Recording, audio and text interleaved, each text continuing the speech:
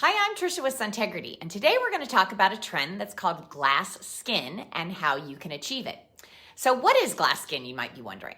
Well, it describes skin that looks so clear, dewy, smooth, and basically flawless that it appears to look and reflect like translucent glass. So your step-by-step routine in achieving glass skin is first to double cleanse. You want to use an oil-based face wash to lift dirt, grime, and makeup from your skin. Then use a gentle water-based cleanser for an even deeper clean.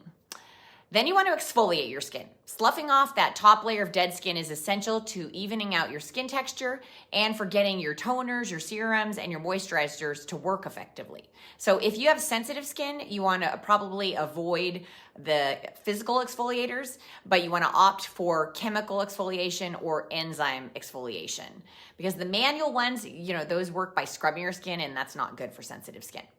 Third, you want to use a toner. Toners help to remove any excess oil and skin pollution. And fourth, if you have time, is to use a face mask.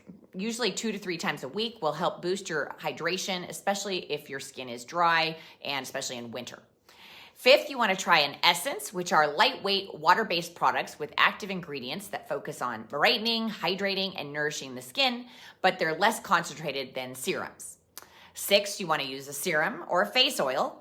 And these deliver higher concentration of active ingredients than the essences do, and they often target like dull complexion, dehydration, fine lines, and wrinkles.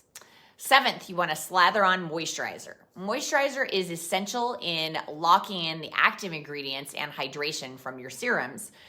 And you want to look for ingredients like ceramides, panthenol, and gotu kola, which are great at hydrating, calming, and repairing the skin.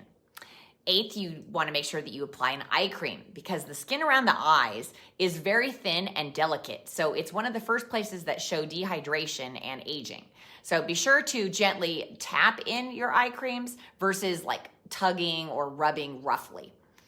Ninth, you want to protect your skin from the sun because we all know prevention is the key to maintaining healthy, glowing skin.